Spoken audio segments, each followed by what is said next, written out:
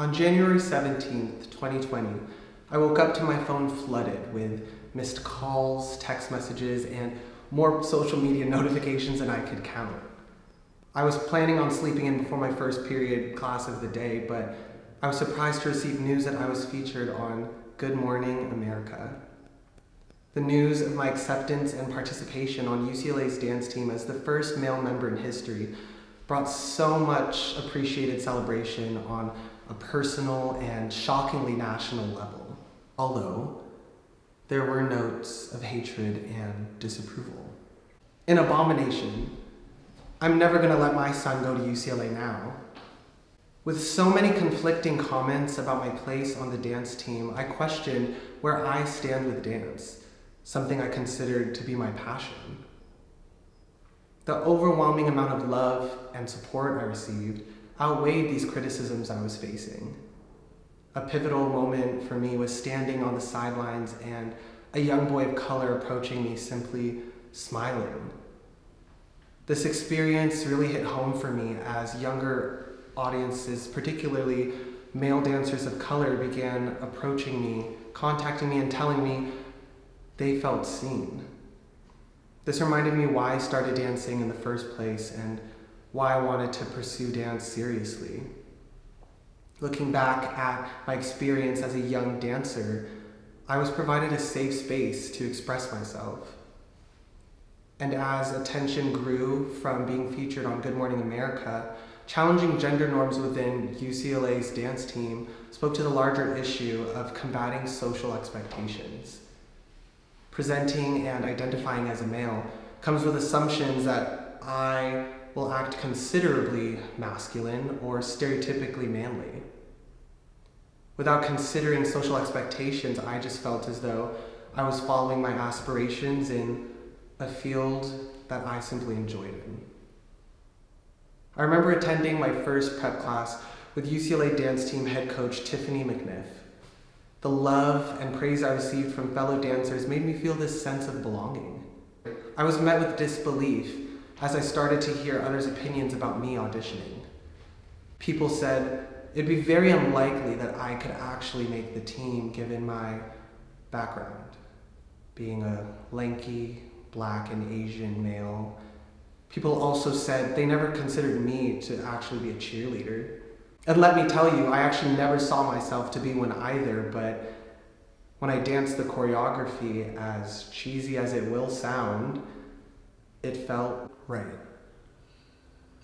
So I spent months asking myself, how do I differentiate my idea of what's right and what others find to be right?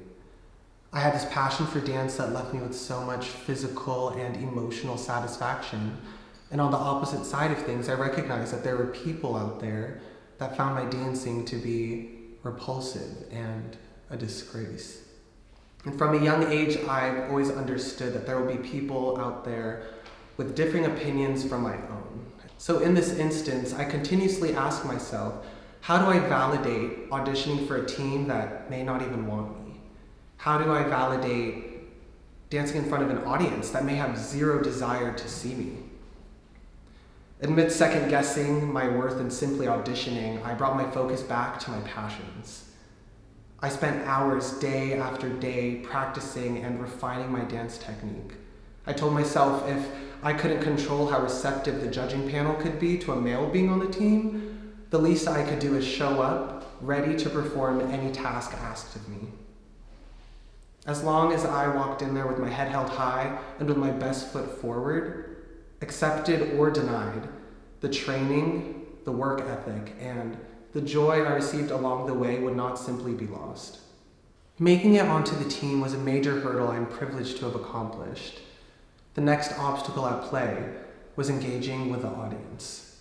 Although I aimed to keep my head held high and enter with my best foot forward, I had to prepare for the inevitable mockery I may face performing in a stereotypically male-dominating arena. And me being a male on the field and court, not doing exactly what the players of the game are doing, but what the cheerleaders are doing, creates a major spectacle. Dancing with a group of all women brought mass mockery towards me as people pointed at me, mimicked me, and even went as far as taking photos and videos of me. And in the thick of all of this criticism that surrounded me, I asked myself, how do I continuously put myself through this? How do I validate my position on this team while some have very clearly established their disapproval of me? Now not just on social media, but now very clearly to my face. And I contemplated leaving the team or not pretty early into the season. I struggled finding reasons why to stay on this team while battling external variables and figuring out why I was on this team in the first place. But I found strength in this overwhelming happiness I felt performing on the field and court. I found support in my friends, family, teammates, and coaches. And I found inspiration from that young boy of color who approached me with simply a smile on his face. The positivity from those around me, from those who truly know me, overshadowed this validation I thought I needed from others. After reflecting on the positives, the negatives, and ultimately reflecting on myself, I remembered I started dancing for a reason. I auditioned for this team for a reason. The support I received affirmed what I had yet to realize about being on the dance team. In my head, I had second guesses, as everyone does, but I remembered my mindset on audition day. That no matter the outcome, this opportunity was fulfilling in itself. And I was there in that moment, given a chance to express myself unapologetically. Dancing was and always has been my form of expression, a huge part of me. When you fall deeper into your passions, you won't know exactly what lies ahead of you. And I for sure didn't. But you'll find yourself experiencing the positives, the negatives, and the introspective, all of which amount to how you move forward, overcome your obstacles, and how you navigate through your passions towards what makes you happy.